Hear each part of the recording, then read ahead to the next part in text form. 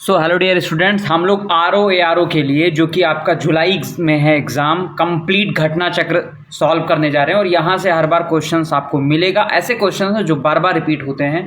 पहला क्वेश्चन है इतिहास से, हम लोग प्राचीन भारतीय इतिहास से देख रहे हैं। हड्डी से निर्मित आभूषण भारत में मध्य पाषाण काल के संदर्भ में प्राप्त हुए हैं। आपको बताना है इसका राइट आंसर क्या होगा।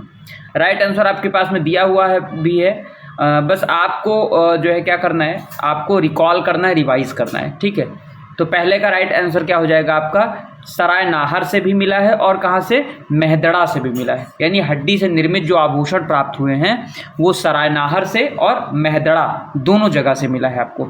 अब देख लो यहाँ पर थोड़ा सा इसका जो है एक्सप्लेनेशन। मध्य पाषाणकालीन स्थल मेहदड़ा उत्तर प्रदेश के कहाँ पर है, प्रतापगढ़ जिले में है। यहाँ पर बड़ी मात्रा में हड्डी एवं सींग निर्मित उपकरण प्राप्त हुए हैं।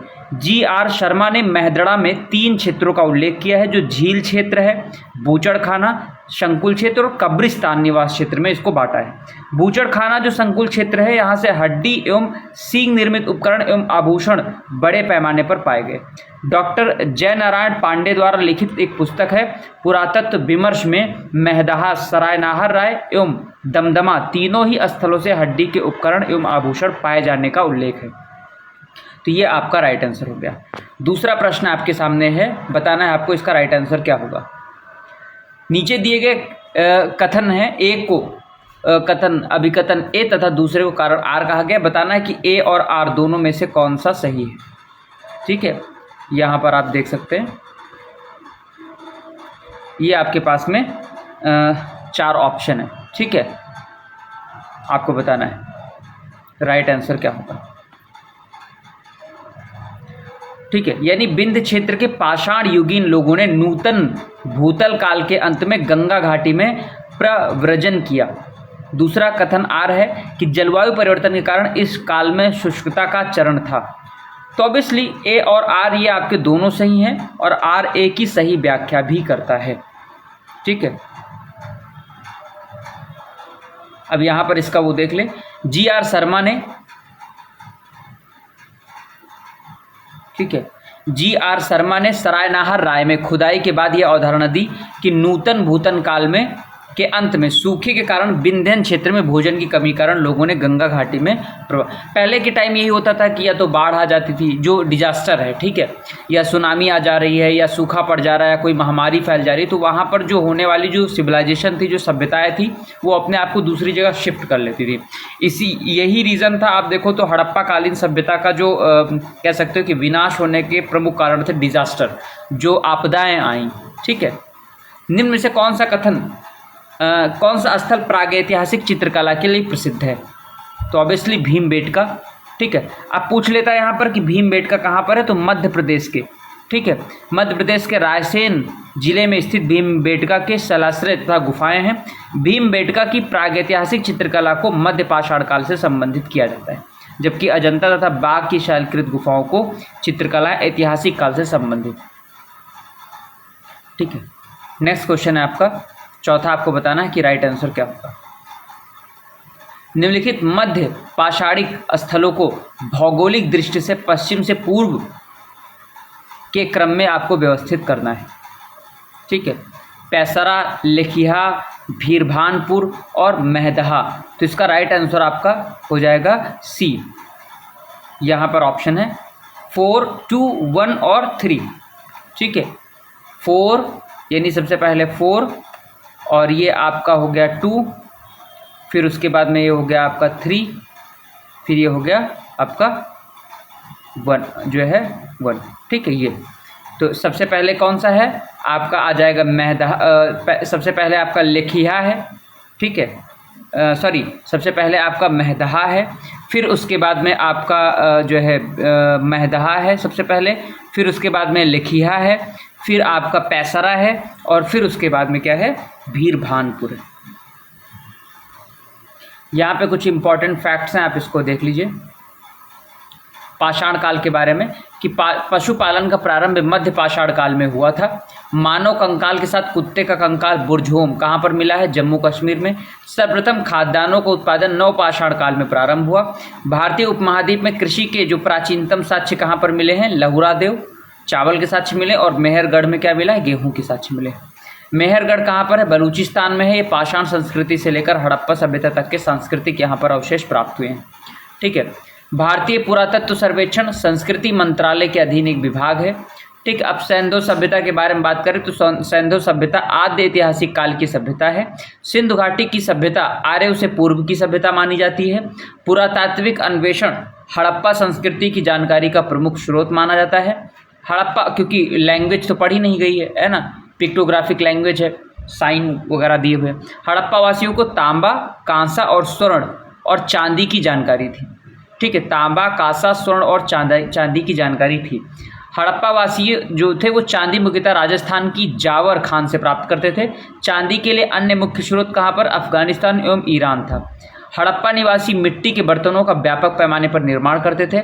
बनावली से पकी मिट्टी की बनी हुई हल की जो है प्रतिकृति एक मिली है।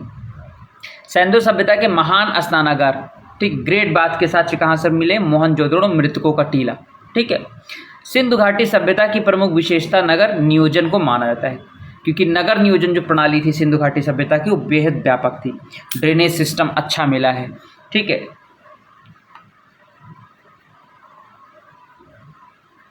और देखिए ज़रा, हड़प्पा और मोहनजोदड़ो सिंधु घाटी सभ्यता के दो प्रमुख नगर थे।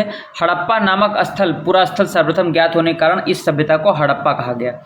यह आर्कियोलॉजी की एक प्रथा होती है कि जहाँ पर जिस सभ्यता सबसे पहली बार खुदाई मिलती वहाँ पर उसी के अकॉर्डिंग उसका नामकरण कर दिया जाता है। सिंधु घाटी सभ्यता का लोथल नामक पूरा स्थल गुजरात के अहमदाबाद जिले में भोगवा नदी के तट पर स्थित है। लोथल से पत्तन या बंदरगाह के साक्ष्य मिले हैं। चन्हुदड़ो एकमात्र पूरा स्थल है जहाँ से वक्राकार ईंटें प्राप्त हुई। सिंधु सभ्यता की मोहरों पर सर्वाधिक अंकन एक श्रृंगी पशु का है, इसके बाद कुबड़ वाले बैल का है। सर्वप्रथम मानव द्वारा तांबा धातु का प्रयोग किया गया। मिस्र की सभ्यता का विकास नील नदी की घाटी में हुआ। मिस्र को नील नदी का उपहार भी कहा जाता है। सिंधु घाटी सभ्यता के लोग मुख्यतः मातृ देवी एवं पशुपति शिव की पूजा करते थे। ठीक है। अब ये देखिए ज़रा कि कहाँ कहाँ से जो है कच्चा प्रमुख धातु एवं कहाँ पर उसकी प्राप्ति होती थी। तो तांबा कहाँ से मिलता था? खेतड़ी राजस्थान, बलूचिस्तान और ओमान। लाजवर्द कहाँ से मिलता था? बदख्शां अफगानिस्तान में है। टिन कहाँ से मिलता था? ईरान और अफगानिस्तान से। चांदी राजस्थान की जावर एवं अजमेर खानों से, अफगानिस्तान एवं ईरान से। सीसा कहाँ से मिलता था? अफगानिस्तान, ईरान और अजमेर से। शिलाजीत कहाँ से मिलता था? हिमालयों से। और गोमेद कहाँ से मिलता था? गुजरात से।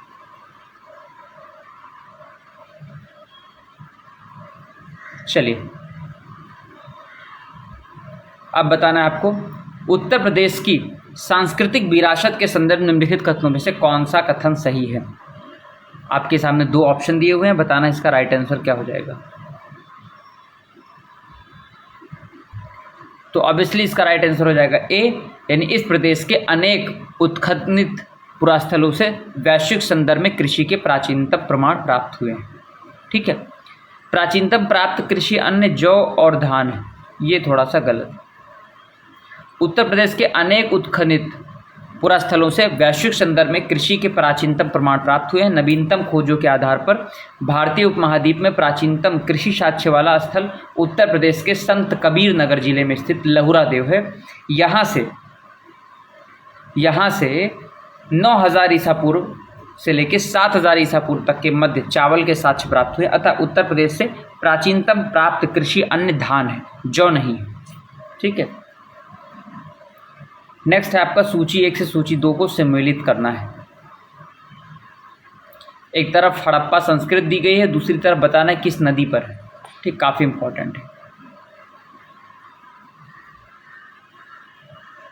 ठीक है। हड़प्पा कहाँ पर है? सबको पता है आपका कहाँ पर है? रावी रिवर पर हड़प्पा है। ठीक है। फिर उसके बाद कालीबंगा किस रिवर पर है? ये घग्घर पे है। ठीक है। फिर उसका लोथल किस रिवर पर है? ये आपका भोगवा रिवर पर है। लोथल गुजरात का इलाका है। रोपण आपका किस जो है नदी पर है आपका? ये है आपका सतलज। रोपण कहाँ पर है? सतलज में। ठीक है। तो राइट आंसर ए हो जाएगा आपका। चलो, विशाल स्नानागार किस पुरातत्व स्थल से? तो मोहनजोदड़ो, मृतकों का टीला। ठीक है। सिंधु घाटी सभ्यता जानी जाती है अपने नगर नियोजन के लिए, बिल्कुल सही है। मोहनजोदड़ो और हड़प्पा के लिए सिंधु भी बिल्कुल सही है, अपने कृषि संबंधी कार्य के लिए एवं अपने उद्योगों के लिए, बिल्कुल चारों ऑप्शन आपके सही हैं। ठीक है, अब थोड़ा सा वैदिक काल के बारे में पढ़ लेते हैं। वैदिक काल बेसिकली आर्य संस्कृत भाषा का शब्द है जिसका शाब्दिक अर्थ श्रेष्ठ या कुलीन होता है। ठीक, ये आप पढ़िए, तब तक मैं थोड़ा सा शॉर्ट ब्रेक लेके आता हूँ।